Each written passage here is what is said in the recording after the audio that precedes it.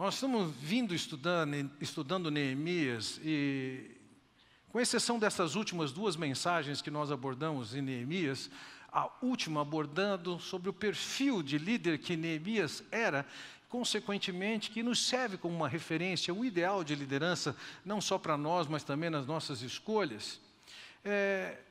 E anteriormente nós vimos que a ação de Neemias, que visava o bem do povo, teve seus efeitos colaterais, gerou alguns problemas e tensões, o que fez com que fosse necessário que ele agisse, intervisse e mudasse um pouco da história e viabilizasse que aquelas pessoas que estavam sendo oprimidas pudessem ser libertadas do peso que estavam carregando. Tiradas essas duas mensagens, nós vamos lembrar que o tempo inteiro, Neemias estava sofrendo pressão de adversários e de opositores. Tivemos um intervalozinho para ele considerar questões internas e a sua liderança, e voltamos agora no capítulo 6, de novo com a adversidade. Vejam, no versículo 1 do capítulo 6 é dito: tendo ouvido Sanbalate, Tobias, Gesem o Arábio e o resto dos nossos inimigos, que eu tinha edificado o muro que nele já não havia brecha nenhuma, ainda que até este tempo não tinha posto as portas nos portais. Primeiro, talvez já tenha surgido uma pergunta na sua cabeça: mas quando nós olhamos no capítulo 3, nós vimos a descrição daqueles que colocaram os portais e as portas, e aqui está dizendo que não foi colocado ainda. Simples, o capítulo 3 é um capítulo que olha para toda a obra, e o que se segue é o detalhamento da obra, que ainda não acabou, vai acabar somente no capítulo 6 mesmo, nos versículos 15 e 16. Agora, o simples fato que a obra continuava e prosperava, avançava, era um problema para os inimigos de Neemias.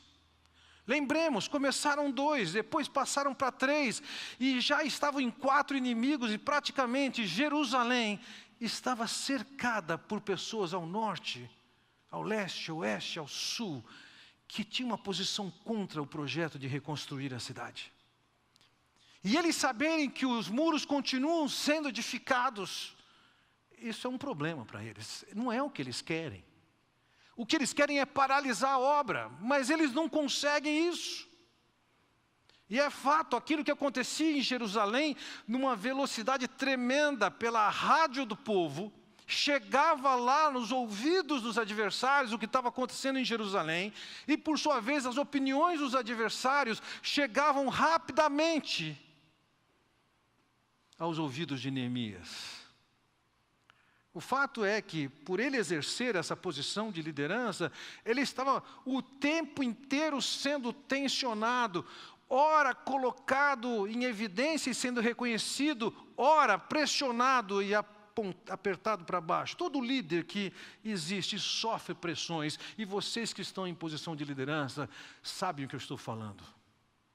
E se você ocupa uma posição de liderança ainda, como alguém que é representante do Senhor, por exemplo, se você entende que na condição de um cristão, você tem a responsabilidade do ambiente em que você está, de ser sal da terra e luz do mundo, as pressões vão aumentar. Se você lidera um projeto como esse que Neemias liderava, você vai perceber que as pressões aumentam ainda. E a vida de um líder, quer queira, quer não, eu diria assim, ela é como de um ioiô. Tem hora que está aqui em cima, recebendo louvor, reconhecimento, honra. Tem hora que está lá embaixo, sendo desonrado, acusado. É assim. Eu me lembro, certa ocasião, eu protagonizei um evento como esse, de certa forma me senti responsável por diminuir o valor de uma pessoa que ocupava uma posição de liderança de destaque. Foi na minha segunda ida aí à aldeia de Mapuera, no noroeste do Pará. Já tinha estado com eles e queria fazer algum agrado para eles, estabelecer um contato com eles. Então, o que eu fiz, com a ajuda de alguém que tinha conhecimento técnico, nós focalizamos a cidade de Oriximiná no mapa, que é o lugar mais perto da aldeia de Mapuera. Por mais perto, entenda, 3 dias de barco. E eles fazem essa viagem rotineiramente. Sobem rio, descem rio. Então, o que eu fiz com a ajuda de alguém foi filmar via Google Earth a cidade de Oriximiná, saindo, descendo um pouco o rio Amazonas, até o rio Trombetas, subindo um pouco do rio Trombetas, um pouco mais adiante, pegando o rio Mapuera, e subia o rio Mapuera até a aldeia. Simples, aquele trajeto todo, em cerca de 8, 10 minutos, aquilo foi filmado. Eu tinha treinado de alguma maneira a fazer aquele caminho, identificando pelo Google Earth, e nós fomos filmando isso. E num determinado dia, quando estava em Mapuera, sentei-me com alguns índios, talvez uns 10, 15 índios, e apresentei para eles aquele filminho da viagem de Oriximiná até Mapuera. E eu falei para eles, me guia, me diz o que é o que aqui. E eles iam dizendo, aqui é a cachoeira tal, aqui é isso, aqui é aquilo, aqui é o lugar que a gente dorme quando para, etc. e tal. Foi muito interessante. Quando acabou o filminho, o cacique, ele fez assim. E a Irene nunca mostrou isso para a gente. Senhores, a Irene era uma mulher que tinha dedicado 38 anos nessa ocasião a serviço deles. E porque eu mostrei aquela porcaria daquele filminho, a Irene não era ninguém. E o Fernando era o tal, era o cara. Essa é a condição de quem está líder.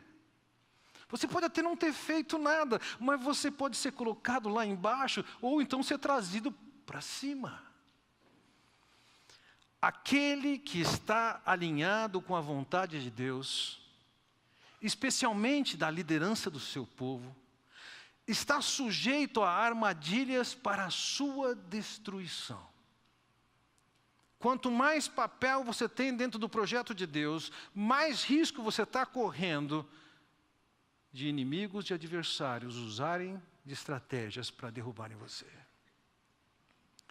A narrativa que nós vamos contemplar nessa noite, essa narrativa, revela as estratégias de ataque e defesas que você precisa saber para sobreviver no campo de batalha. Agora entenda isso. Aquilo que Neemias viveu naqueles dias, conforme descrito aqui em Neemias capítulo 6, é uma realidade, eu acredito, que vários de vocês já têm experimentado no ambiente em que vocês trabalham e convivem. Estou convencido que vários de vocês vão se identificar com a história de Neemias, com o que aconteceu com ele. Você pode dizer, lá na empresa que eu trabalho, lá na universidade onde eu trabalho, lá no centro onde eu trabalho, lá no hospital em que eu trabalho, você vai poder identificar que as estratégias continuam as mesmas. A questão é, se sabemos quais são as estratégias, nós devemos saber também quais são as reações, as respostas que nós devemos dar. Porque muitas vezes, revivendo a história de Neemias, essas realidades descritas aqui no capítulo 6, nós acabamos perdendo a cabeça e nos desesperando, ao invés de usarmos dos recursos que Neemias teve nesse ambiente nem sempre pacífico, muitas vezes hostil, ameaçador, que pode ser a empresa em que você trabalha, o hospital em que você trabalha, a universidade em que você trabalha, e assim por diante. Eu diria que alguma dessas situações podem eventualmente ser vividas até dentro do ambiente da grande família. O que são essas coisas? A primeira estratégia que eu identifico aqui é a armadilha oculta. Veja, versículo 2 diz assim: Sambalate e Gesem mandaram-me a seguinte mensagem: venha, vamos nos encontrar num dos povoados da planície de Ono. Você percebe aqui que Tobias saiu de cena. Agora é Sanbalat e Gesem. Na verdade, o grande protagonista do evento que se desenrola a partir de agora, ele é Gesem, embora tenha Sanbalat por trás disso. Eles mandam uma mensagem, e a mensagem é basicamente um convite. Vamos nos encontrar num dos povoados. Você eventualmente pode ter uma tradução que coloca um nome de um povoado aqui, que é o Leão. Dependendo da tradução que você tem, você pode ter isso. Efetivamente, havia um povoado, pelo que lemos aqui, pelo menos no texto hebraico, que se chamava o Leão, mas que não se localizou ainda onde é esse povoado. E ele recebe esse convite para ir a esse povoado. Os estudos apontam, embora não se saiba qual é o povoado especificamente, quando se descreve que é na planície de Ono, se sabe que isso estava localizado a 45 quilômetros na direção nordeste, saindo de Jerusalém, noroeste, saindo de Jerusalém. Para Neemias chegar lá, significava um dia de viagem. Seria também mais um dia de retorno. Veja, lemos ainda no versículo 4, que diz: eles me mandaram 4 vezes a mesma mensagem, e em todas elas dei-lhes a mesma resposta. Por quê? Vejam, voltamos ao versículo 2, e ele diz: Sanbalat e Gesem mandaram-me a seguinte mensagem: venha, vamos nos encontrar num dos povoados da planície de Ono. Eles, contudo, estavam tramando fazer-me mal. Na leitura de Neemias, o convite para fazer parte de uma conferência, num lugarzinho a 45 quilômetros a noroeste de onde ele está, trazia para ele suficiente evidência de que eles intentavam fazer-lhe mal. Uma negativa de Neemias, nesse ambiente superficial, parecia o quê? Que ele era irredutível e não aceitava uns termos de paz, de confraternização. Não pense você que Sanbalat e Gesem estariam ali com um ramo de oliveira e soltando pombinha, esperando Neemias chegar. A situação era delicada. Até então, esses homens tinham tentado parar a obra e eles não tinham conseguido parar a obra. E agora eles convidam Neemias para um lugar a 45 quilômetros de distância. Se Neemias for ao encontro deles, no mínimo, ele vai parar praticamente 2 ou 3 dias. Um dia para ir, um dia para voltar. E se ele tiver um dia de reunião com eles, significa que ele teria saído 3 dias do trabalho que lhe competia. Vejam, da perspectiva do Império Medo-Persa, se Neemias fosse ao encontro deles, isso não seria bem visto. Essas reuniões entre governadores de regiões próximas, ela trazia a ideia de que podia ser uma rebelião. Qual era o propósito dessa reunião? Neemias entende e sabe qual é o propósito. Eles intentavam fazer-me mal. Em primeiro lugar, eles queriam tirar Neemias da frente do projeto que tinha ali. Em segundo lugar, ele diz, eles intentavam fazer-me mal, e aqui é o meu palpite. O que eles queriam era matar Neemias. Ao levar Neemias a 45 quilômetros distante de Jerusalém, e veja, muito perto de 2 limites, de 2 territórios hostis a Judá. Ou seja, uma incursão de uma tropa de um desses lugares, ou 2 desses lugares, facilmente daria cabo da vida de Neemias. E Neemias tem essa leitura, o objetivo ali não é bom. Você já esteve nessa situação em que alguém está fazendo uma proposta para você? A proposta em si não tem nada demais. Vamos fazer uma reunião lá na planície de Ono. Mas você sabe que por trás disso tem alguma coisa. Diante dessa situação, como é que Neemias reage? Veja, no versículo 3 ele diz assim: por isso enviei-lhes mensageiros com essa resposta: estou executando um grande projeto e não posso descer. Por que parar a obra para ir encontrar-me com vocês? Neemias não entrou no mérito da questão de qual era a intenção daquelas pessoas. Na cabeça dele ele tinha isso claro. Mas ele não revela isso claramente. Ele não coloca isso na mesa para discussão. O foco de Neemias é que ele sabia exatamente o que ele tinha que fazer. Ele estava trabalhando um projeto de reconstrução. E uma vez que havia uma proposta diferente disso, a resposta é não. Quando você sabe exatamente o que você está fazendo e por que você está fazendo o que faz, fica muito fácil dizer não para aquilo que não contribui com aquilo que você está fazendo.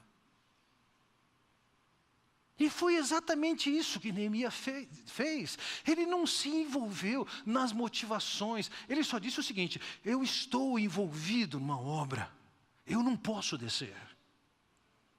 Ele ainda abriu a porta para o diálogo quando ele diz: por que parar a obra para ir encontrar-me com vocês? Quem sabe eles poderiam ter algum argumento, ele coloca para eles. Ele sabe qual é a motivação deles. Mas ele não entra nessa discussão, nesses detalhes. Ele não entra nesse mérito. Ele só diz o seguinte: eu tenho uma prioridade e eu não posso fazer o que vocês estão querendo. Tenho um certo abertura para ouvir alguns argumentos em favor de eu ir.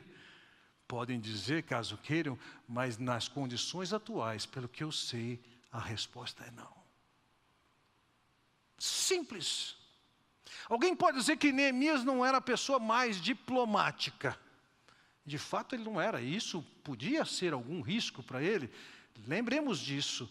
Talvez por razões de uma falta de diplomacia dos judeus quando intentavam reconstruir a cidade, um pouquinho antes do ano 450, foi que os inimigos levassem aquela causa perante o rei e fosse proibida a reconstrução. E eventualmente poderia acontecer isso novamente. Mas esse homem, ele sabe o que ele está fazendo. E uma proposta que foge daquilo que ele tem para fazer, a resposta é um simples não. Não tenho tempo para isso. Como já vimos, os inimigos de Neemias, eles não alcançavam êxito, mas eles não desanimavam. A hora era uma estratégia, a hora era outra. Então, se a estratégia de convidá-lo para ir lá no vale, no planície de Ono, para discutirem algumas questões, não é atendida, eles vêm com a segunda abordagem. Então, qual é a segunda estratégia que eles vão empregar aqui? A segunda estratégia que eu percebo aqui é a de armadilhas ocultas. Se eu tivesse reescrevendo esse sermão nesses dias, percebendo tudo o que acontece nessa campanha, quando eu digo percebendo tudo que eu percebi, eu me dediquei muito pouco tempo a nenhum momento ouvir um debate, li alguma coisa a respeito depois. Então, mas o que me chamou a atenção tremendamente nesse debate, toda essa disputa presidencial e para governador, é a quantidade de fake news. E aí eu diria o seguinte: a segunda estratégia é a de fake news. Veja, notícias falsas não são de hoje. Há quem diga o seguinte: quando alguém busca a indicação do seu partido, tem um discurso. Uma vez que foi indicado e agora é candidato, é outro discurso. E uma vez que você foi eleito, é outro discurso. E quando você toma posse, é outro discurso. 5 séculos antes de Cristo, os gregos já diziam que na democracia o discurso não era confiável. O admirável em todo esse processo, o que me chama a atenção nesse processo dessa eleição, é o quanto as pessoas acreditam em notícias falsas. Isso me espanta. Veja, Neemias não escapou dessa estratégia. Olha lá no versículo 5. Então Sanbalate me enviou pela 5ª vez o seu moço. Veja, aqui por moço, entenda, é um oficial de pouca expressão. Ele já enviou 4 vezes convidando Neemias para ir lá para a planície de Ono. E Neemias diz, não, não, não, não. Então, pela 5ª vez, Sanbalate manda esse oficial de baixo nível, o qual trazia na mão uma carta aberta. Isso era o equivalente ao nosso Facebook hoje. Você escreve lá qualquer coisa e qualquer um pode ler. O teor da notícia em carta aberta diz o seguinte, do teor seguinte, versículo 6, entre as gentes se ouviu e Gesem diz que. Bom, primeiro vamos entender o que seria uma carta aberta. Eu creio que essas imagens que você está vendo aqui, você pode perceber mais perto o que é. Uma das possibilidades que consideram, e não é que fosse um papiro. Uma espécie de um papel construído de fibras vegetais. Mas nesse tempo ainda não existia o papiro.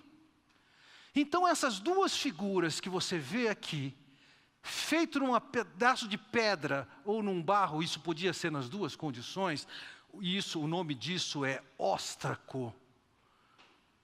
Era a carta aberta que é levada.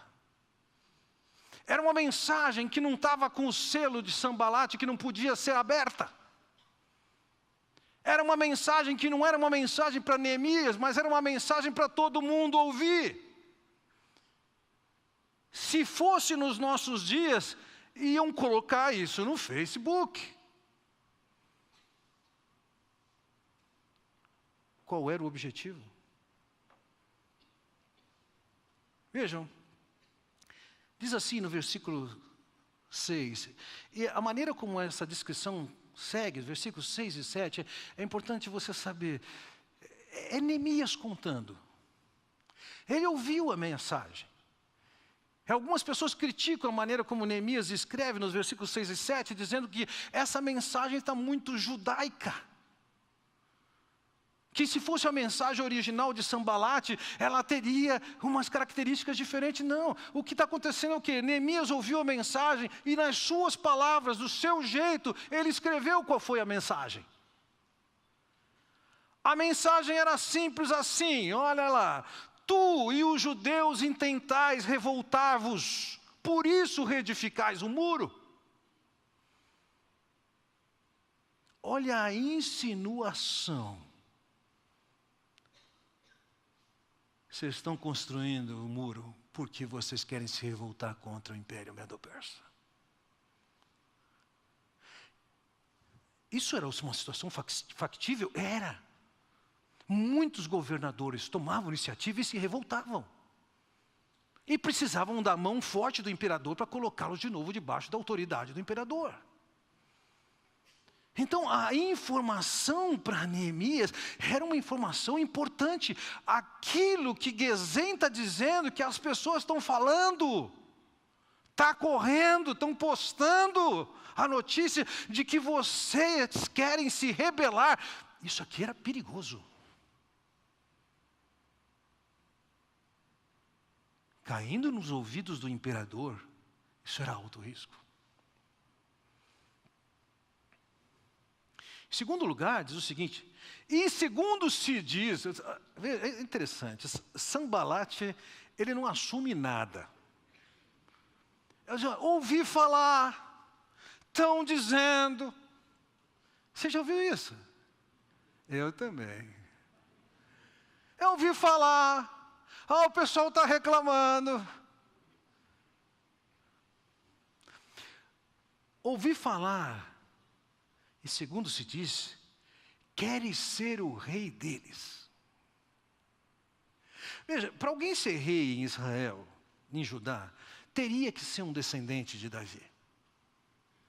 E não há nenhum sinal de que Neemias fosse descendente de Davi. E nem tampouco, nos dirigirem-se a Neemias, nunca se referem a ele como um descendente de Davi. Mas é a narrativa do momento. Não interessa se isso é um fato ou não. Vamos contar uma história. Vocês estão querendo se rebelar. Você está querendo ser rei. Ele nem poderia ser rei por não ser descendente de Davi. E aí veja lá. E puseste profetas para falarem a teu respeito em Jerusalém. O que é isso? Neemias teria contratado o pessoal para escrever lá no WhatsApp, no Facebook, a favor dele, e contra Sanbalate, Tobias e Gesem o arábio. Vocês perceberam como o nosso mundo é tão moderno? Isso já acontece há milênios. Você está comprando a mídia, os profetas, para falarem o que você quer que fale. Que você tem que ser o rei. As insinuações, elas não são pequenas. Essas insinuações, elas podiam custar a vida de Neemias. E quando nós nos deparamos com situações em que nós percebemos o alto risco em que nós estamos vivendo, eu não sei quanto a vocês, mas a nossa tendência é querer ficar tão preocupado com aquilo que você não consegue se concentrar no que tem que se concentrar. Ou quem sabe, você sabe que a situação é de tanto risco, que você fala, eu tenho que fazer alguma coisa, e você marca aquela reunião lá na planície do ONU. Vamos conversar sobre isso. Isso não pode continuar. A gente tende a fazer isso.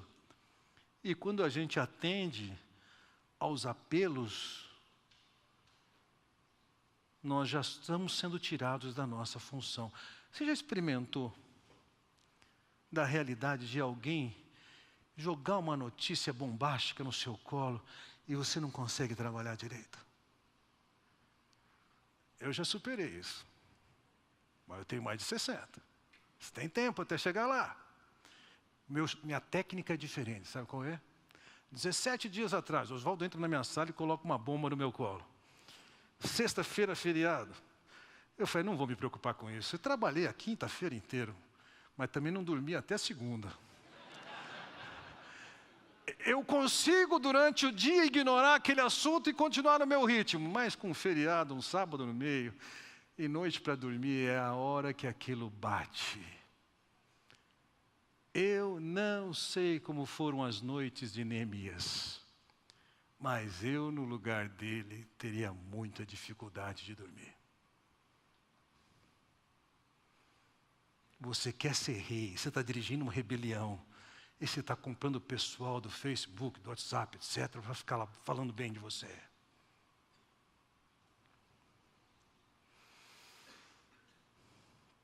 Vejam, se o que falavam de Neemias era verdade ou não é importante.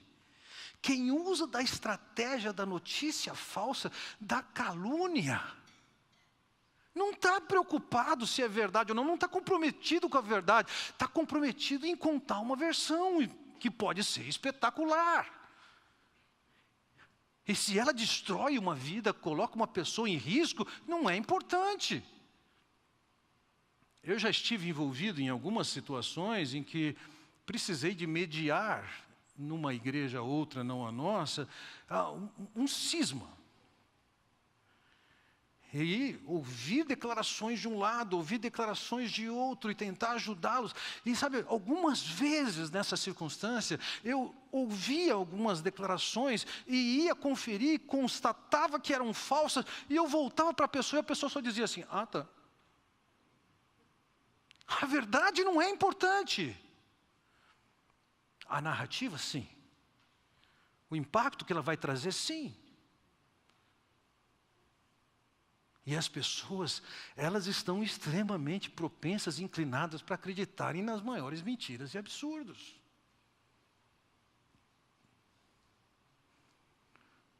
Veja, essas declarações que Sanbalate manda revelar, que teriam sido trazidas por Gesem, e que são os rumores das pessoas, ela tem uma fragilidade. Neemias deve ter percebido isso.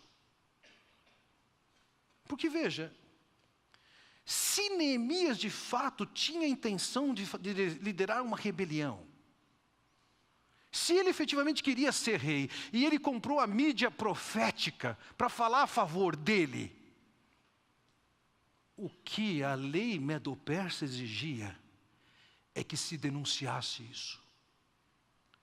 E não que se chamasse uma reunião para se conversar. O simples fato de Sanbalate se reunir com Neemias, que é, hipoteticamente, um rebelde, já o colocava junto, suspeito, diante do rei da Pérsia. E Neemias percebe isso. Se esse homem quer efetivamente me ajudar, e está me chamando para uma reunião, e eu estou dizendo para ele, estou tão ocupado que eu não posso sair daqui agora, ele poderia vir aqui, se ele está interessado em nos ajudar. Não era o caso. Se ele quer uma reunião, ele manda uma carta aberta, falando de supostas intenções que Neemias tem. Não faz sentido. O correto de um homem íntegro e de acordo com as determinações do Império Medo-Persa era denunciar Neemias e não o inverso. De qualquer maneira, vejam, a abordagem que Sanbalate faz ao enviar, a colocar, a postar essa mensagem falsa acerca de Neemias. Neemias é o grande suspeito. E isso é algo para tirar o sono de qualquer pessoa. Como é que Neemias reagiu a isso? A simplicidade de Neemias me encanta. Ele diz assim no versículo 8: mandei dizer-lhe, de tudo o que dizes, coisa nenhuma sucedeu. Tudo teu coração é que inventas. Simples. Uma negativa. Neemias não se envolveu numa reunião. Não se envolveu em provar que ele não era um rebelde, que ele não chamou profetas, que ele não queria ser rei, nada disso. Ele só diz isso. Isso não é verdade. Isso não é verdade. É você que está inventando isso. Ele não fica tentando se justificar, ele não fica tentando se explicar, ele não está buscando a aprovação daquelas pessoas que escreveram isso, daquelas supostas pessoas que estavam gerando esse rumor, e nem tampouco das pessoas que ouviram essa mensagem lida e disponibilizada em alto e bom som para qualquer um ouvir. Ele somente diz isso. Não é verdade isso. E continua o seu trabalho. Simples. Você está querendo marcar uma reunião para resolver isso porque disseram isso de você? Não. Primeiro, ele não quer reunião. Segundo, ele não fica propondo uma reunião para ficar esclarecendo essas coisas. Ele não tem tempo para isso. O foco não é ele. O foco é o trabalho que precisa ser feito. Concluindo essa mensagem, meus irmãos, vejam.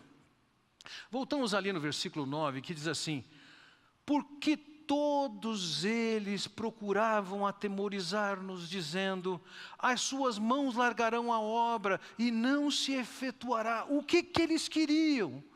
Com as insinuações que eles levantaram, eles queriam gerar temor em Neemias e na liderança. E que o temor tivesse um efeito de paralisá-los. E agora? E assim o muro não fosse concluído. E Neemias não dá bola para isso. Simples. Claro. Não vou. Não é verdade. e continua fazendo o seu trabalho. Mas, veja, nessa segunda parte do versículo 9, tem alguma coisa que é a chave. Ele diz ali: agora, pois, ó Deus, fortalece as minhas mãos. Opa! Ele se via que ele não estava sozinho naquela situação. Ele sabia que ele estava correndo risco com as insinuações que estavam chegando, com as ações de Sanbalate, de Gesem. Ele sabia que isso não era brincadeira. O que ele pode fazer nessas circunstâncias? Não vou. Não é verdade. Mas, além disso, ele procura o Senhor e diz: Senhor, fortalece as mãos. Dá forças para continuar, Senhor. Ele sabe que não pode parar o projeto que está em andamento. Ele sabe o papel que ele tem para exercer ali. Ele sabe que não pode parar. Ele não tem tempo para ficar se defendendo, se justificando, se explicando, provando isso acerca dele. Ele não é o foco. O foco é o trabalho que ele tem que exercer. E ciente do papel que ele tem a exercer, ele tem que quebrar essas flechas que estão chegando no corpo dele. Continua na batalha, constrói o muro. Não se atemorize. Pode ser no seu ambiente, lá no hospital onde você trabalha, o que fizeram, o que falaram, você ficou abatido, até chorou. Não se atemorize. Se tem uma negativa a ser dada, dê a negativa. Não tente provar nada. Não peça satisfações. Não discuta uma simples negativa. E se coloque nas mãos de Deus. Senhor, me fortalece. Neemias sabia, muito melhor do que todos nós aqui, a situação de risco que ele estava correndo nesse evento, com essas notícias falsas, e o acusando de notícias falsas através da mídia profética. Mas ele não se deixou abater por isso. Senhor, dá forças. Isso não é verdade. Não tenho tempo para isso. Foco. Foco. Senhor, dá forças. Quero crer, imaginar que no ambiente em que você trabalha, de novo, no hospital, na universidade, na empresa em que você trabalha, no centro que você trabalha, você já tem sido vítima de coisinhas que falaram lá a seu respeito e você odiou isso e perdeu seu sono, seu dia e comprometeu seu trabalho. Pare com isso. Provavelmente você mesmo já falou mal de alguém lá dentro do seu trabalho. Pare com isso. Não se deixe abater. Não se deixe ser levado a ser paralisado pelo temor que a situação pode trazer. Você tem que se confiar às mãos do soberano Deus, de que dá toda a força e que dá condições de levar o projeto da sua vida até o fim. Deixe as coisas acontecerem. Viva a experiência com Deus, mesmo no ambiente de notícias falsas, de calúnias, de difamações. É Deus quem sustenta. Amém? Vamos orar. Pai Celestial, quero te agradecer pela oportunidade de olharmos para situações tão práticas na vida de Neemias que têm a ver com fatos na vida de alguns de nós aqui. Que o exemplo que temos dele possa nos ser útil para que nós possamos efetivamente crescer e viver em sabedoria e reagir nessas circunstâncias adversas. A maneira que um homem de Deus viveu, de forma que a gente pode andar tranquilos, em paz, sem estarmos preocupados com a nossa imagem, com o nosso futuro, mas nos confiarmos a Ti e confiarmos em Ti, a maneira como o Senhor vai nos conduzir. Eu oro, Pai, em nome de Jesus. Amém.